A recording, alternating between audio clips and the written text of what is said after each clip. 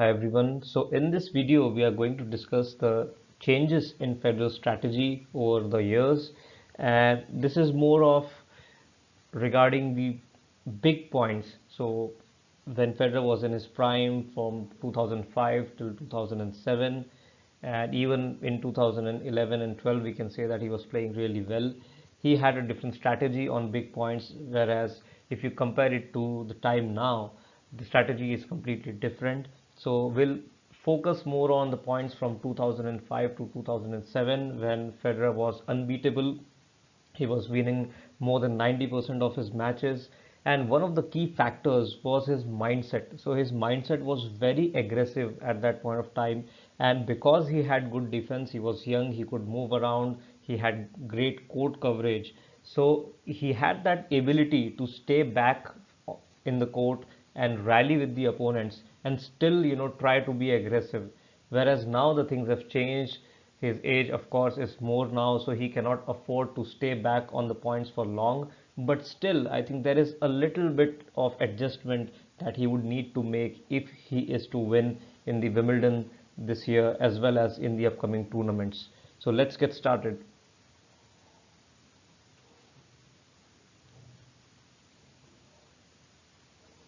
So when we talk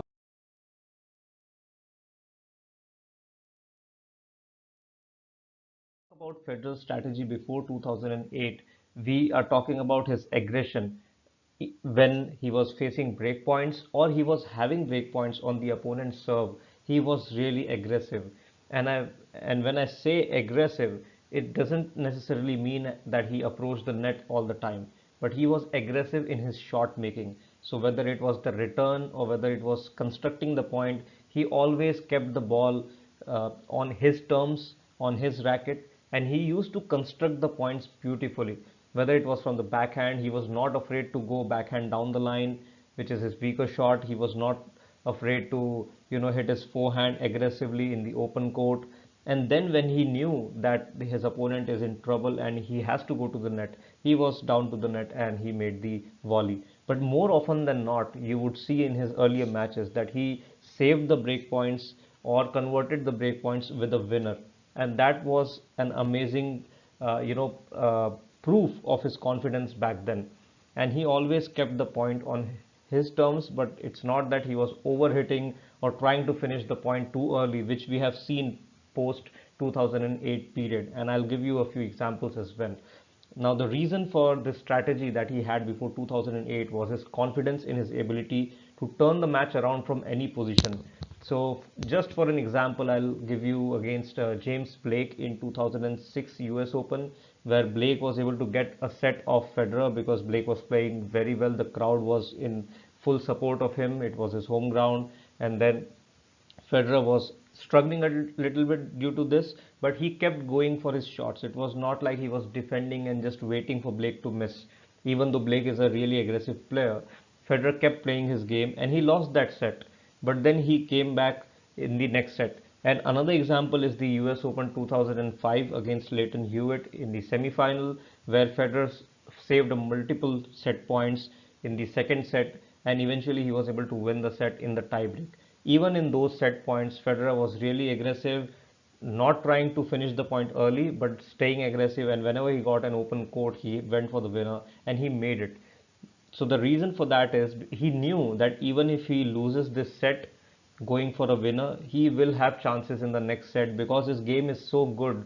He was so confident in his ground strokes that he knew that sooner or later, within, let's say he has a lapse of 15 to 20 minutes in his concentration or in his game, and then everything will be back and he'll again gain the ascendancy. So that was his confidence, and he had less fear of losing as well because he was not chasing any records. Although it was still an early phase in his career, so he was not trying to defend too many points or defend too many Grand Slam titles or defend his reputation, but he was playing freely. And this is evident if you see his matches earlier from 2005 to 2008.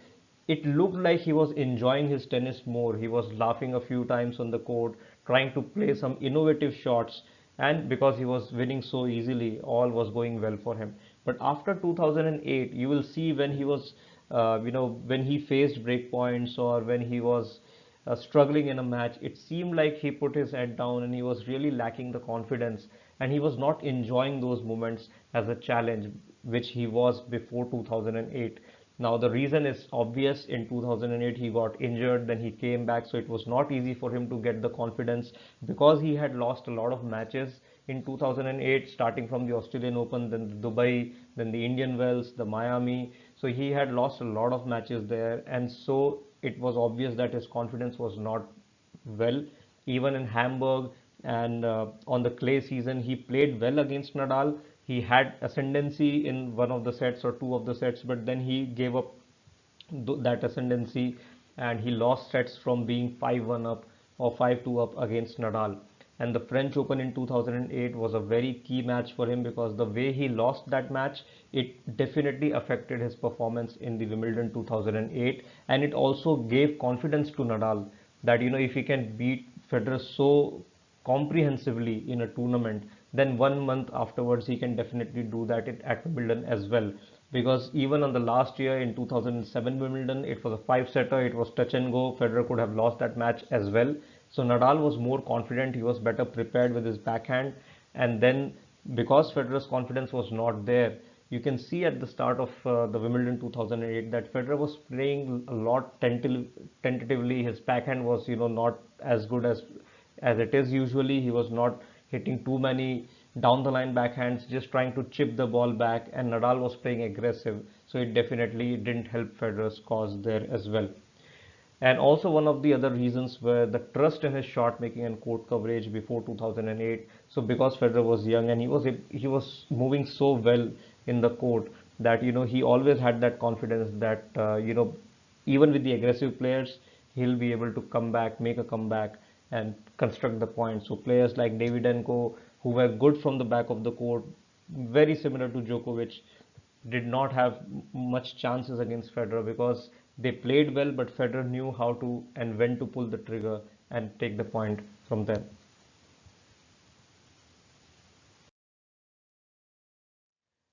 Here are some of the examples of the matches that Federer had won due to this strategy of going big on the big points.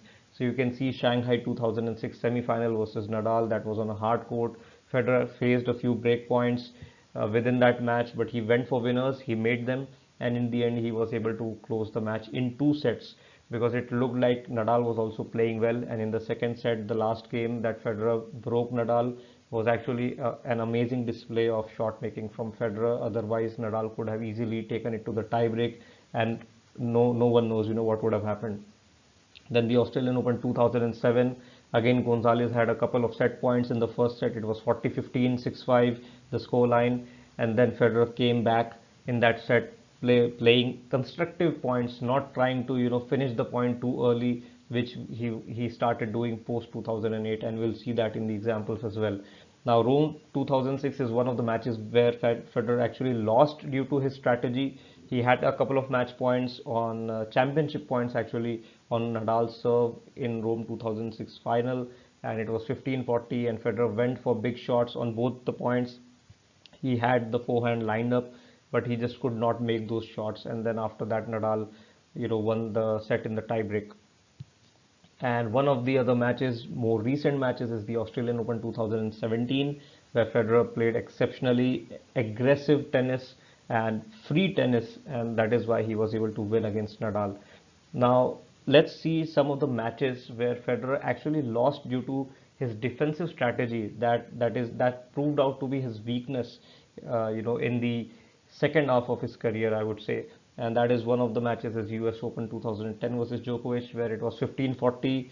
I know that Djokovic played one of the point real aggressively, and there was no chance for Federer to win that point. But on one of the match point, Federer actually had put a put up a great defensive, rally, and then Federer had chances in that rally to go aggressive if he wanted to, but he kept, playing and hitting the ball into the court, thinking that Djokovic would miss, and then Djokovic did not miss, and he kept on going. And from that point onwards, in US Open 2010, I think always Djokovic has more confidence in his abilities against Federer. He knows that if he goes for winners, if he goes for big shots, he'll make them. And Federer has also not been able to capitalize or or revive the strategy of going big on big points against Djokovic, and that has been a cause that Federer has lost most of his matches to Djokovic post that period.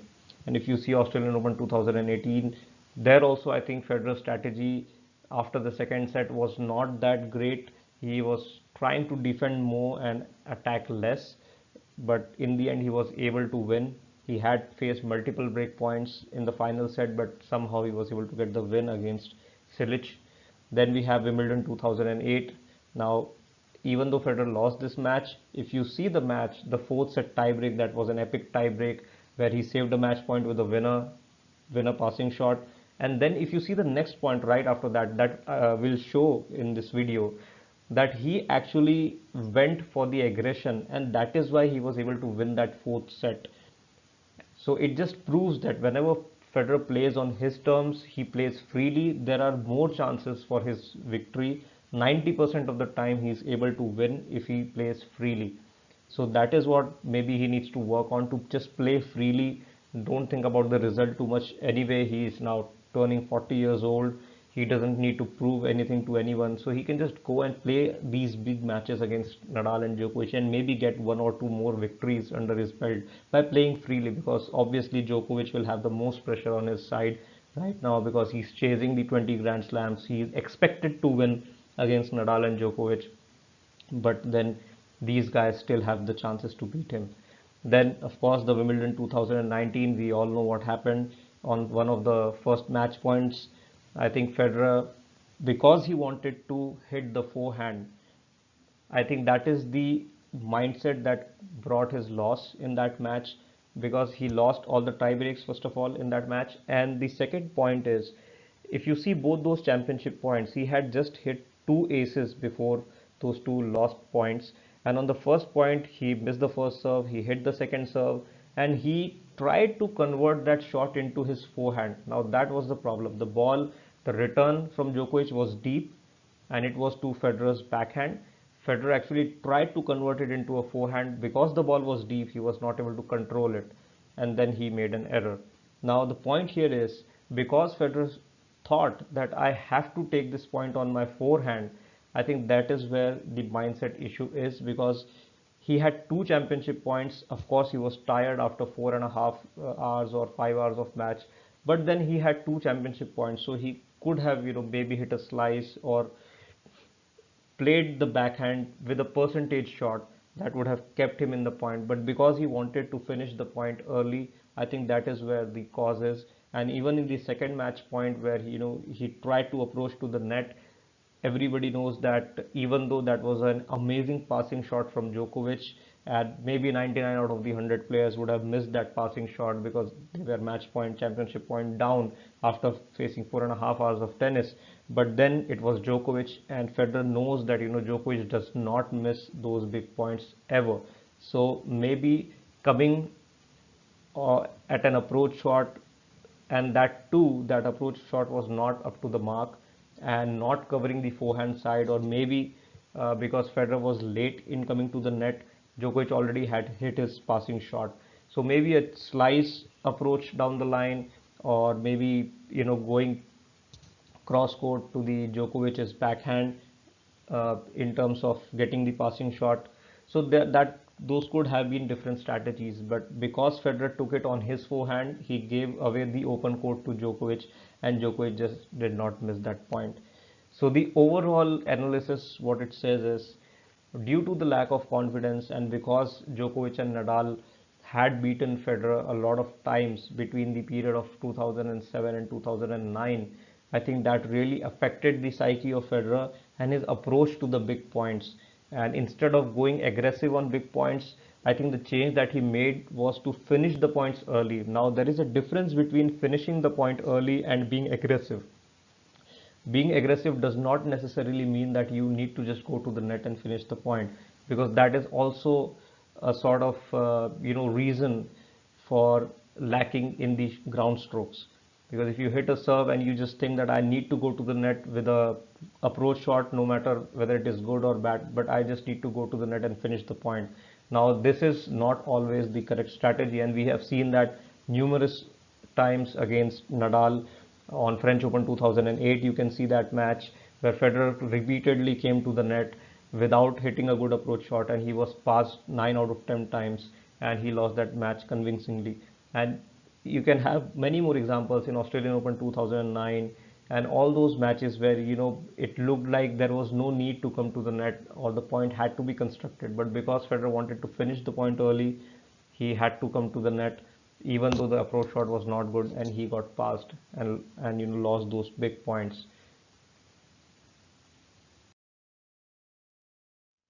So this is the strange, this is the actually the strategy change after 2008, and just I mentioned, I've discussed already all the points, but the reason for that is lack in confidence, as I mentioned, more fear of losing because now Federer was having the 15 Grand Slams, he had everything to lose, he was expected to win against Nadal and Djokovic, but then the opposite happened, and Nadal and Djokovic started gaining the upper hand, and it was difficult for Federer to win any Grand Slam matches against those guys after his 2010 loss against Djokovic.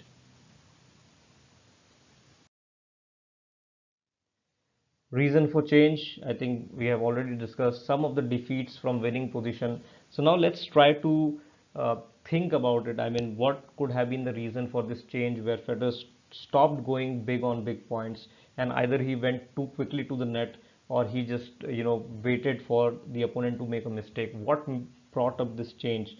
So there are quite a few reasons for that. One of the reasons is maybe the number of defeats that he had when he went for his shots and he missed those shots, and as a result he missed those tournaments as well. He lost those tournaments. One of the examples I have already given is the Rome 2006 final against Nadal, and it also impacted him in the French Open final that was just a month after that, where Federer started off great. He won the first set 6-1, but then as and when Nadal got aggressive, Federer started being defensive rather than staying with Nadal, and he just let Nadal back into the match. Even though credit to Nadal that Nadal started being aggressive because he knew what he needs to do. Otherwise, the match could have been over in straight sets. So he started being aggressive, but Federer then stepped back, which was I think not the correct strategy. And then lack of confidence on his own ground strokes again against Nadal and Djokovic. Maybe the changes in court, the changes in the speed of the court, the racket technology. Now, because Djokovic and Nadal's technique is to hit the ball with a lot of topspin, their grip is such that they can, play more risk-free tennis on big points, has caused a lot of issues for Federer because his shot making abilities have definitely gone down as compared to his prime, and of course also his movement on court. So he knows that he cannot defend that well, in the bigger rallies on big points. So he has to make a winner. That is obvious. But now whether to go to the net quickly and just finish the point or whether to still try to construct the point, that is the choice that is a difficult choice to make, and I think if he makes the correct choice he'll win more matches.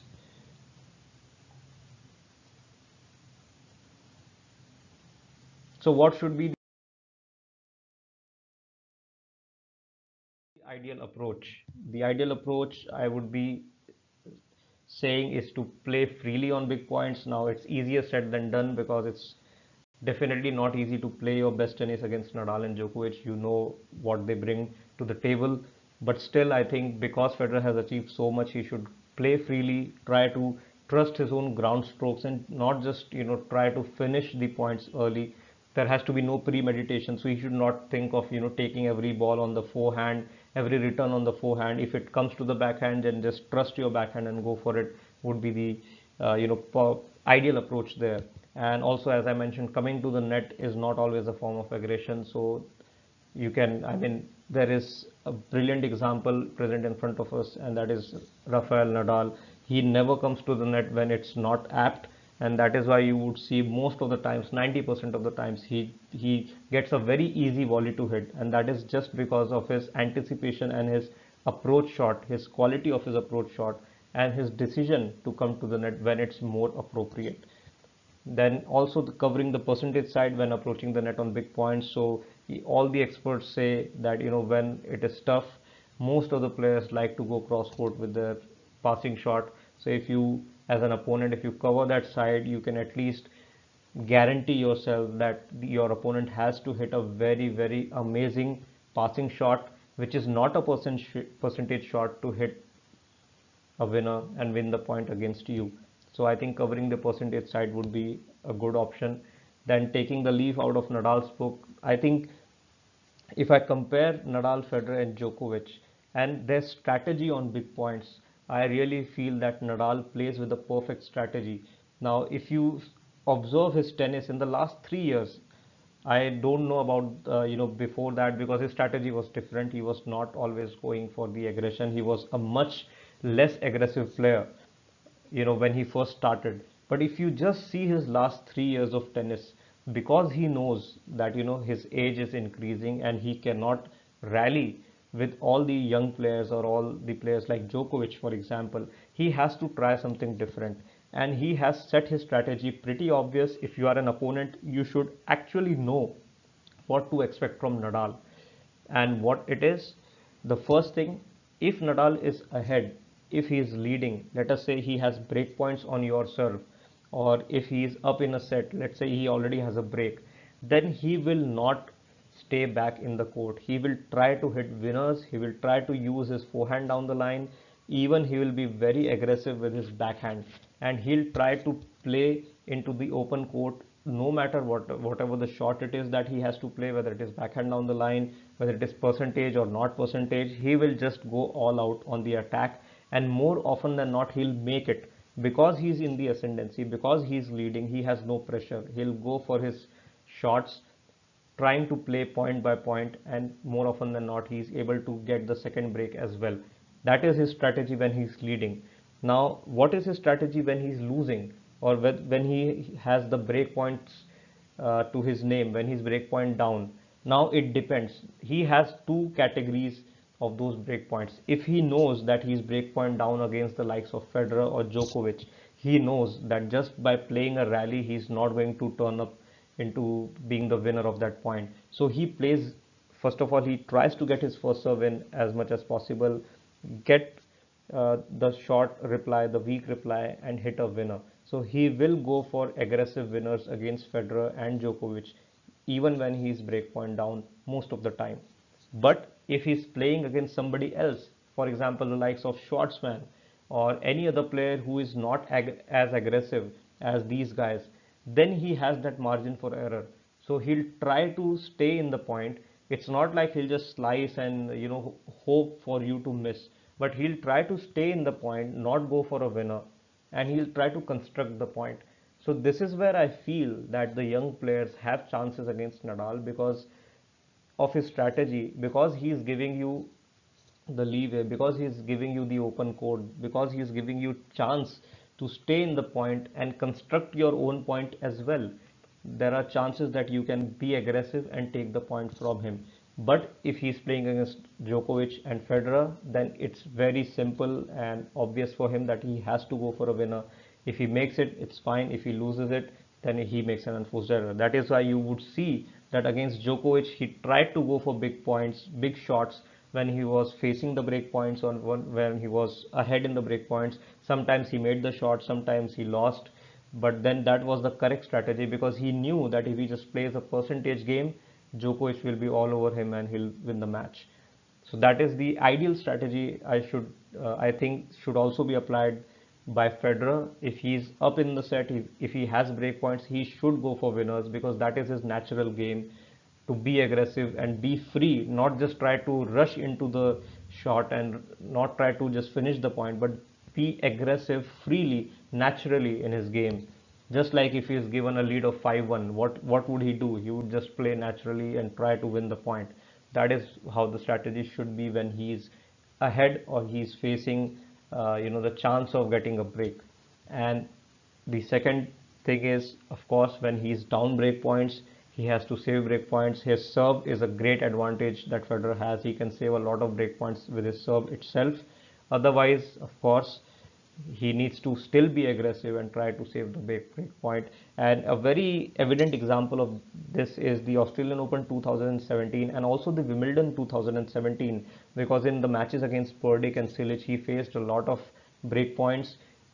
Even against Raonic, he faced a lot of break points, but there he saved all of them through winners and through aggressive shots. So that was, I think, the ideal approach that he should always have when playing the matches, because that will guarantee him that he has 90% of chances to win the matches and win the points.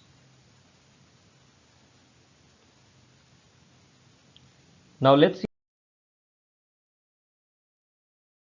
a few examples. As I was mentioning that from 2004 to 2007, Federer was playing well and hitting winners on big points. So here you can see one of the examples is Federer versus Agassi in the Indian Wells 2004, and it's the third set, very tight set. Agassi has a break point here, he has the advantage, and let's see what happens.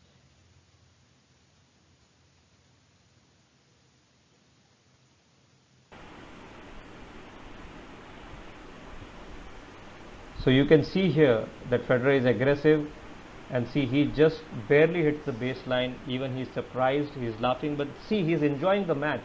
He's not too much worried. Now if you see, there's another break point here, and you can see he's not trying to finish the point too early. He's trying to go for his shots, but he's also trying to, stay in the point, not coming to the net when it's not needed. And he's playing forehand to forehand. He's trying to convert backhand to his forehand as well. And now I think he'll hit a winner on the open court. Now that's a clutch play from Federer, break point down. So this was one of the examples. Now let's see another example. This is Federer versus Nadal at the Shanghai 2006. Now it's the second set. First set is won by Federer. It's 30-40. Federer is facing a break point. He knows that he has to be aggressive against Nadal to win the point. Let's see what happens.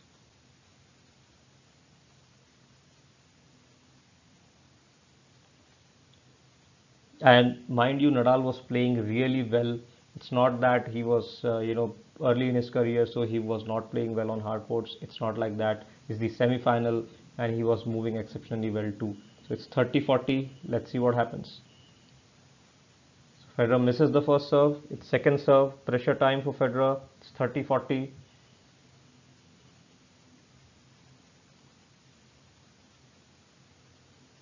And he hits a forehand winner right in the corner. So this was his approach, that he knew that to beat Nadal he has to be aggressive, and that is why he took the ball in his control, went around his backhand and just smacked the ball. And this is a very, very risky shot, but he knew that that is the way he has to beat Nadal. He has to be aggressive. Now this is another example from the same match. Now here it's the second set, and Nadal is trying to stay into the match and also into the set, its advantage. And you will see Federer hit a really good backhand winner, which was his first backhand winner in the match. And what a time to hit it. And if he would have tried to stay defensive, tried to wait for Nadal to miss the shot, then it would not have been the right strategy. Instead, he tried to rally with Nadal, but also wait for his opening. And when he got an opening, he just he did not wait, and just he went for the winner, even though it was not a percentage shot, but he still went for his backhand down the line. So let's have a look.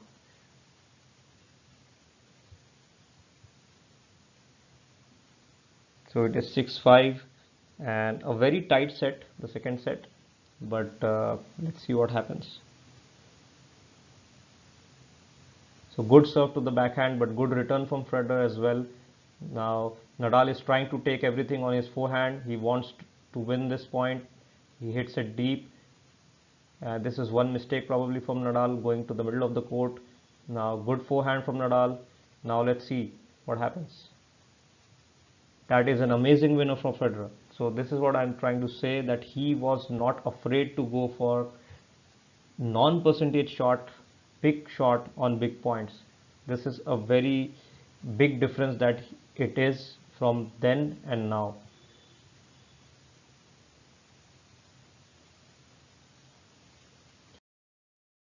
Now let's see another example. So this is Federer versus Hewitt at the US Open 2005. Now Federer is trying to stay in the set. The score is not visible, but it is 15-40 or 30-40. So Federer is a set point down. And this is what I meant, because he was playing fearlessly. He had so much confidence. He knew that even if he loses this set, his game is so good that he'll come back in the next set and somehow win it. and you can see that the approach he takes on this point, even though he is set point down.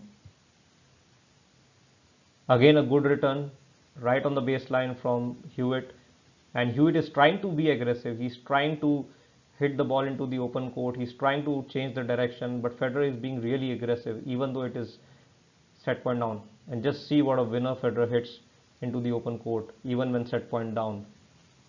Amazing tennis. Now here we have Federer versus Djokovic at the US Open 2007. Now just look at the score. Djokovic is 6-5 up, and it's 40 love on his serve. So he has 3 set points. Now, of course, Djokovic was young at that time and he had nerves, so he would eventually lose this set even from this position, because he would go on to make a lot of double faults. But this first point, he did not make a double fault, and Federer actually went for a winner and he hit a winner. So he was not afraid to go for his shots even when he was losing or winning, and that this is quite evident in this point.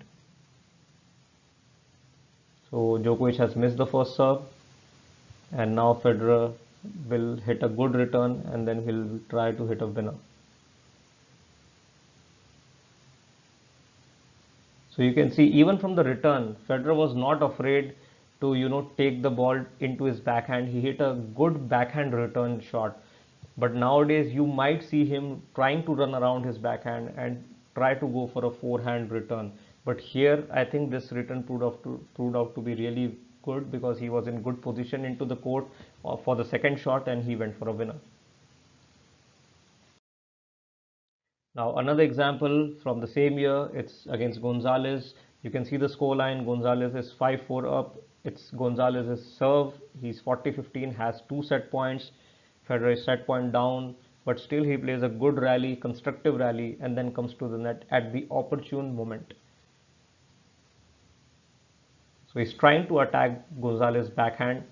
He's trying to create the angles, and then now he sneaks into the net, hits a good volley, and again hits a good volley to finish the point, and it's 40-30. And eventually Federer came back into this set as well and was able to win this set. Let's see a few more points. It's another set point. Gonzalez tries to go for a winner, misses it. It's deuce. Good angle by Federer. He comes to the open court, and again Gonzalez is not able to hit the passing shot. It's break point for Federer now, and what a slice this is from Federer, and a great passing shot. You can see the slice in the replay. It was so low that Gonzalez could not do anything with that. You can see it stays so low. He has to hit such a shot, and then Federer hits it in the open court. Now this is the Wimbledon 2008 final match. You can see Federer hitting the amazing, the epic backhand pass to stay in the championship. But more important is the next point after this one, because once he saved the championship point, Federer knew that he has to be aggressive to turn this around. So the bottom line is Federer has to play aggressive all the time if he needs to have chances, and that's his natural game.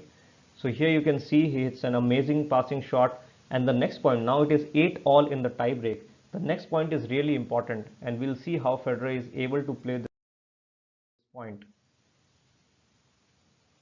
So it's 8-all, and you will see that Federer returns deeply. You can see it's a deep return. It's a mishit, but a deep return. And now you will see how he runs around his backhand and hits a very aggressive forehand. Then again hits the winner. This is a very important point, and this is the point I'm trying to make, that whenever he plays aggressive, because it is his natural game, because he's playing freely, he has more chances to win the point. Now let's discuss a few points that he lost. So this is an example from Australian Open 2009. It's set point for Nadal 15-40 on Federer's serve, and you can see the approach shot. Now there is nothing wrong by approaching the net, because Nadal's return, you will see, is quite short. But because Nadal is so far back behind the baseline, you can see he is almost behind the Melbourne sign that is written there, and then Federer still tries to go right on the baseline with his approach shot. Maybe a slice shot or maybe a drop shot would have been a better option in this point.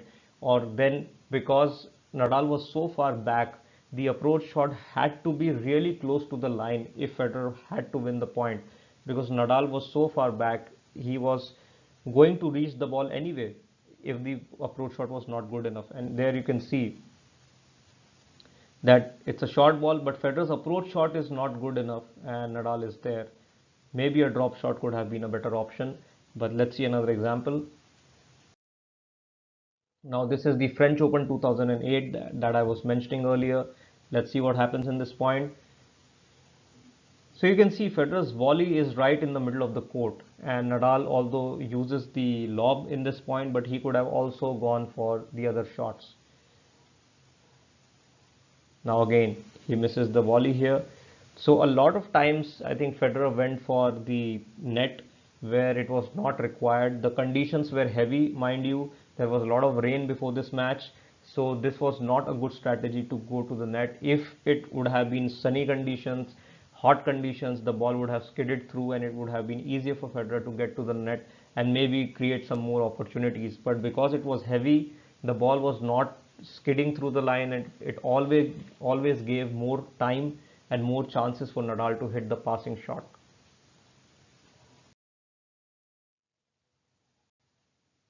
Now you can see this one again.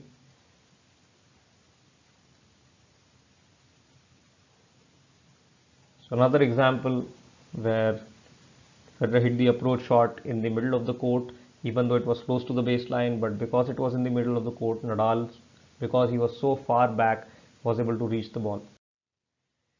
Now here we can see the score line. So I'm not going to show you the clip here, but just see the score line. It's 1-4. Federer is up, and Federer has 3 more break points to go 5-1 up in the set.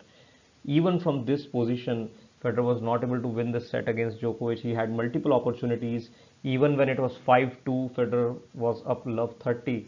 And this just shows that maybe there is something, I mean, full credit to Djokovic because he kept staying in the match. But if you lose a lot of these matches when you are so much in the ascendancy, then definitely there has to be something that needs to be changed in the strategy, because time and time again we have seen whenever Federer gets a lead against Nadal or Djokovic, he then, they still are able to make the comeback even in that set.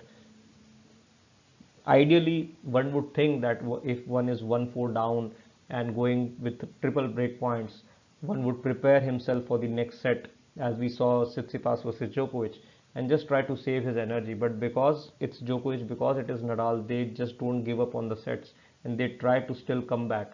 So it's really important that if you have the ascendancy against these two guys, then you have to somehow take that set. Otherwise, they can just come back and finish the match pretty quickly. So this was the analysis, guys, and I think strategically maybe some changes are required. I'm not trying to say that the strategy is incorrect. There are obvious reasons because the strategies have changed for Federer from when he was in his prime, because the changes in his body, the changes in his age, the changes in the game of Djokovic and Nadal, they have become so good.